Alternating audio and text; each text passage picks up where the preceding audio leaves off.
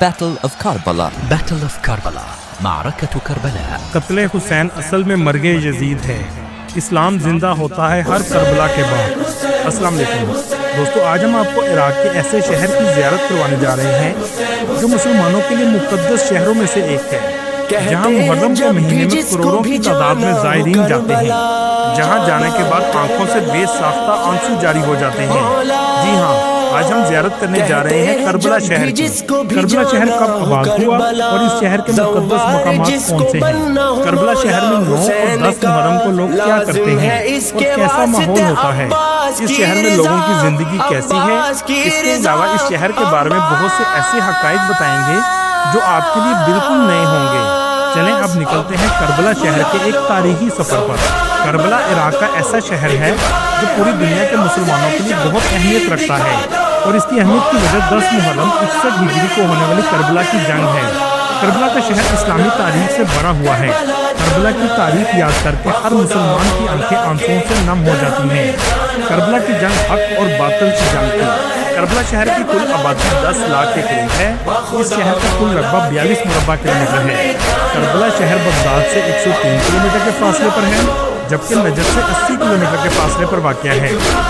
آج اس شہر میں کروڑوں مسلمان زائرین زیارت کے لیے آتے ہیں. خاص طور پر شیعہ زائرین بڑی تعداد میں آتے ہیں. ایک رپورٹ کے مطابق 2 کروڑ سے بھی زیادہ لوگوں نے اس شہر کی زیارت کی، جس میں ہر سال 9 سے 10 محرم کے درمیان 1 کروڑ 50 لاکھ سے بھی زیادہ لوگ اس شہر میں موجود ہوتے ہیں. اور اس کی سب سے بڑی وجہ حضرت امام حسین علیہ السلام اور ان کے کربلا کے ساتھیوں سے محبت اور عقیدت کا نتیجہ ہے. دوستو، یہاں آپ کو ایک اہم بات بتاتا چلوں. واقعہ کربلا سے پہلے یہ شہر نہیں تھا، بلکہ صرف ایک ریگستان اور میدان جنگ تھا. اس جنگ کو بیٹل آف کربلا کہا جاتا ہے، جس میں حضرت علی علیہ السلام کے بیٹے اور ہمارے پیارے نبی محمد مصطفیٰ صلی اللہ علیہ وسلم کے نواسے حضرت امام حسین علیہ السلام کو شہید کیا گیا تھا، جس کے بعد کربلا میں ہی ان کا روزہ مبارک بنایا گیا اور لوگوں نے یہاں آباد کاری شروع کر دی. آبادی کا آغاز بھی آپ کے روزے کے چاروں اطراف سے ہوا، جس کے بعد یہ مکمل طور پر شہر بن گیا. اگر آپ نقشے میں دیکھیں گے تو یہ مقدس شہر عراق کے وسط میں واقع ہے. کربلا شہر کے لوگوں کی آمدنی کا سب سے بڑا ذریعہ یہاں آنے والے کروڑوں زائرین ہیں. کیونکہ محرم کا مہینہ شروع ہوتے ہی یہ شہر لوگوں سے بھر جاتا ہے اور ہر طرف حضرت امام حسین کی صدائیں بلند ہوتی ہیں. کربلا شہر کو 2 حصوں میں تقسیم کیا گیا ہے.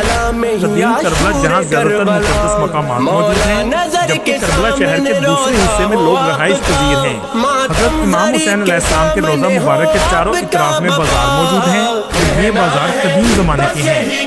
آپ کسی بھی بازار سے گزریں گے اس کا راستہ آپ کے روزے کی طرف ہی جائے گا. ان بازاروں میں چھوٹی چھوٹی دکانیں بنائی گئی ہیں. اسٹریٹ فوڈ اور ریسٹورینٹ بڑی تعداد میں آپ کو نظر آئیں گے. عراق کے روایتی کھانوں کا مزہ آپ یہاں آ کر لے سکتے ہیں. جیسے عام طور پر ناشتے میں انڈا، بیف اور دیسی گھی ڈال کر دیا جاتا ہے. اس ناشتے کے بعد عراقی چائے بھی بہت مزیدار ہوتی ہے. انہی بازار سے گزرتے ہوئے ایک ایسا مقام بھی آتا ہے جہاں کربلا کی تاریخ دوبارہ آپ کی آنکھوں کے سامنے آ جاتی ہے، کیونکہ یہ وہ جگہ ہے جہاں حضرت امام حسین علیہ السلام یزید کے ایک لشکر کے سپہ سالار سے میٹنگ ہوئی تھی، جس میں امام حسین علیہ السلام نے کہا کہ جنگ کی 1 دن کی مہلت دی جائے تاکہ ہم عبادت کر سکیں. اس کے بعد آپ جنگ کر سکتے ہیں. بازار سے جب آپ باہر نکلیں گے تو آپ کو بہت بڑی شرائن نظر آئے گی. دوستو، کربلا کا واقعہ کیوں پیش آیا؟ امیہ خلافت کا اس وقت کا لیڈر یزید تھا اور وہ چاہتا تھا میرے بعد میرا بیٹا خلیفہ بنے، جبکہ یزید کی طرز حکومت سے کوئی بھی خوش نہیں تھا. اس دور میں یزید دمشق میں رہتا تھا. کوفہ ایسا علاقہ تھا جہاں حضرت علی علیہ السلام نے خلافت سنبھالی تھی، اور کوفہ ہی اس وقت اسلام کا کیپٹل تھا. کوفہ کے لوگ چاہتے تھے کہ امام حسین علیہ السلام کو خلیفہ بنایا جائے. کوفہ کے لوگوں نے امام حسین علیہ السلام کو خط لکھے اور اپنے پاس بلایا. آپ یہاں آئیں، ہم آپ کے ساتھ ہیں. جہاں تک کہ ہمیں لڑنا بھی پڑا تو ہم آپ کے ساتھ جنگ میں حصہ لیں گے. لیکن کوفہ کے لوگوں نے دھوکہ دیا، جس کے بعد 10 محرم کو واقعہ کربلا پیش آیا. یہ واقعہ صرف مظلوم اور ظالم کے درمیان نہیں، بلکہ جرأت، حق اور بہادری کے ساتھ ظلم کے خلاف کھڑے ہونے کا اور اللہ پر یقین رکھنے کا ہے. حضرت امام حسین علیہ السلام کے لشکر میں 72 لوگ تھے، جبکہ یزید کے لشکر میں 4000 سے بھی زیادہ لوگ تھے. اس زمانے میں آپ نے کربلا کے مقام پر اپنے خیمے لگائے، جہاں دور دور تک ریگستان اور پانی کی بھی قلت موجود تھی، یہاں تک کہ یزید کی فوج نے پانی بھی بند کر دیا. جبکہ امام حسین علیہ السلام کے ساتھ چھوٹے بچے بھی موجود تھے. क्योंकि आप अपने सारे खानदान के साथ तशरीफ लाए थे। इसके बावजूद आपकी हिम्मत में जरा बराबर भी कमी ना आई और इसकी वजह थी अल्लाह पर यकीन। 3 दिन तक पानी के बगैर वक्त गुजारा, जहाँ रेगिस्तानी गर्मी भी अरूज पर थी। आखिरकार इमाम हुसैन अलैहिस्सलाम और आपके खानदान वालों को जंग में शहीद कर दिया गया और आज इसी जगह आपका रोज़ा भी मौजूद है। रोज़े के करीब बाजार में भी बहुत मुक़द्दस मकामात मौजूद हैं जिनको जालियों की मदद से बंद किया गया है। चलें अब आपको रोज़े की तरफ लेकर चलते हैं। दोस्तों, हज़रत इमाम हुसैन अलैहिस्सलाम के रोज़े के बिल्कुल साथ आपके भाई हज़रत अब्बास अलैहिस्सलाम का रोज़ा भी मौजूद है, जो करबला की जंग में हज़रत इमाम हुसैन अलैहिस्सलाम के अहम साथी थे। ये है हज़रत अब्बास अलैहिस्सलाम का रोज़ा मुबारक, जहाँ से आप एक बड़े दरवाजे से दाखिल होने के बाद नीचे की तरफ जाते हैं और सामने आपको बहुत खूबसूरत गोल्डन दरवाजा नजर आएगा, जिस पर सोने का काम किया गया है।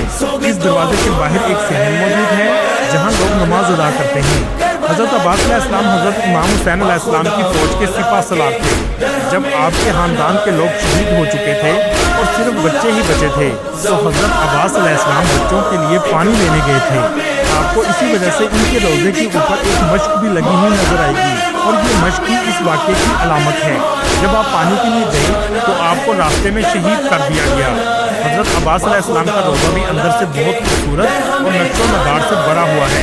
मुहर्रम के अयाम में यहाँ तक पहुँचना बहुत मुश्किल होता है। हज़रत अब्बास अलैहिस्सलाम के हरम के बाहर एक एरिया है जो हज़रत इमाम हुसैन अलैहिस्सलाम और हज़रत अब्बास अलैहिस्सलाम के रोज़े के दरमियान बनाया गया है। इसे बैनुल हरमैन भी कहा जाता है। ये जगह 2 रोज़ों को आपस में मिलाती है। ये तकरीबन 250 मीटर लंबा एरिया है। ये वही जगह है जो अर्बेन वॉक से चलते हुए लोग यहाँ आते हैं, जिसके बारे में आगे हम आपको वीडियो में बताएंगे। इस जगह के बारे में कहा जाता है कि करबला की जंग में सबसे ज्यादा शहीद इसी जगह हुए थे। हज़रत इमाम हुसैन अलैहिस्सलाम के रोज़े में दाखिल होते ही आंखों से बेसाख्ता आंसू जारी हो जाते हैं। ये वही इमाम हुसैन अलैहिस्सलाम हैं जो आप सल्लल्लाहु अलैहि वसल्लम के हाथों में खेला करते थे, जिन्होंने अपना बचपन भी जन्नत के टुकड़े पर गुजारा है, जिसे रियाजुल जन्ना कहा जाता है। कराइन के अंदर ही एक म्यूजियम भी बनाया गया है। ये पिलर इसी बात को जाहिर करता है कि इस्लाम जिंदा होता है हर करबला के बाद। नीचे का पिलर जाहिर कर रहा है कि आप सल्लल्लाहु अलैहि वसल्लम की ज़िंदगी में इस्लाम ऐसे मजबूत था। इसके बाद इस्लाम को बहुत सी मुश्किलात का सामना करना पड़ा और दरमियान का हिस्सा करबला को जाहिर करता है और ऊपर का पिलर जाहिर करता है कि करबला के बाद दोबारा इस्लाम मजबूत हुआ, जहां इन लोगों के नाम भी लिखे गए हैं जिन्होंने आपके रोज़े पर हमला करने की कोशिश की थी। ये तमाम चीज़ें उस दौर की चीज़ों से तशरीह के तौर पर रखी गई हैं। इस म्यूजियम में एक बहुत खूबसूरत कारपेट भी रखा गया है। इस कारपेट को बनाने में 8 साल लगे थे। ये कारपेट करबला की जंग को जाहिर करता है। हज़रत इमाम हुसैन अलैहिस्सलाम का हरम भी बहुत वसीअ बनाया गया है और अंदर से भी इंतहाई खूबसूरत है। ये वो जगह है जहां आपको शहीद किया गया था। इसके अंदर रंग लाल रखा गया है। हरम के चारों अतराफ में नक्शो नगार की गई हैं। आपके रोज़े मुबारक की इन जालियों को ज़री कहा जाता है। दोस्तों, करबला के नाम के बारे में मुख्तलिफ राय हैं। करबला का एक मतलब नरम ज़मीन है और एक मतलब ये भी समझा जाता है कि हज़रत जिब्राइल अलैहिस्सलाम ने आप सल्लल्लाहु अलैहि वसल्लम को बताया था कि एक ऐसी ज़मीन है जहां आप सल्लल्लाहु अलैहि वसल्लम के ख़ानदान पर मुसीबत और अज़ियत दी जाएगी।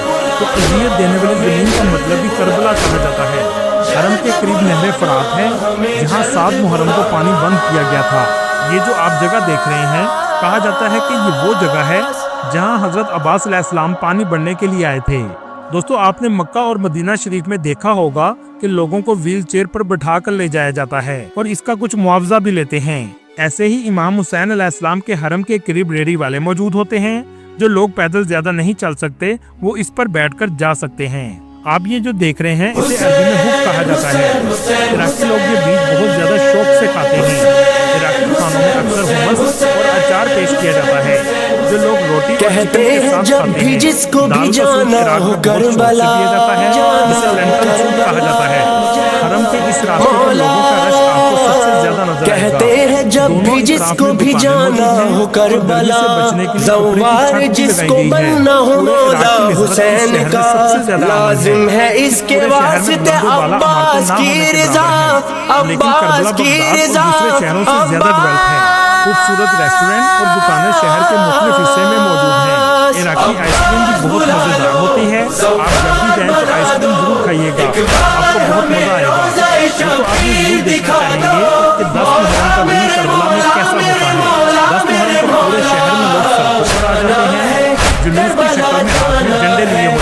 بخدا مولا کے شہر سے لوگ بھاگنا شروع کر دیتے ہیں. یہ تمام لوگ بھاگتے ہوئے حضرت امام حسین علیہ السلام کے روضے کی طرف جاتے ہیں. گرمی کی وجہ سے ہر جگہ ان پر پانی پھینکا جاتا ہے اور پانی کی چھبیلیں بھی ہر جگہ لگائی جاتی ہیں. یہاں کے لوگوں کا معلوم ہے کہ جب آپ کو کسی کے غم کی خبر ملتی ہے تو آپ کی کیفیت یہی ہوتی ہے کہ آپ اس طرف بھاگتے ہیں جہاں سے غم کی خبر آئی ہوتی ہے. ایسے ہی حضرت امام حسین علیہ السلام کو بھی ظہر کے بعد شہید کیا گیا تھا. اس کیفیت کو دکھانے کے لیے کیا جاتا ہے. سیکورٹی کو ہیلی کاپٹر سے نہیں گرایا جب آئے چاند رات محرم کیا خدا اے کاش کربلا میں ہو ہم بھی کسی جگہ منظر وہ ہم بھی دیکھ لیں پرچم کشائی کا لبیک یا حسین ہماری بھی ہو صدا. آنا ہے یہ شرف آنا ہے شک زواروں میں نام لکھوانا ہے.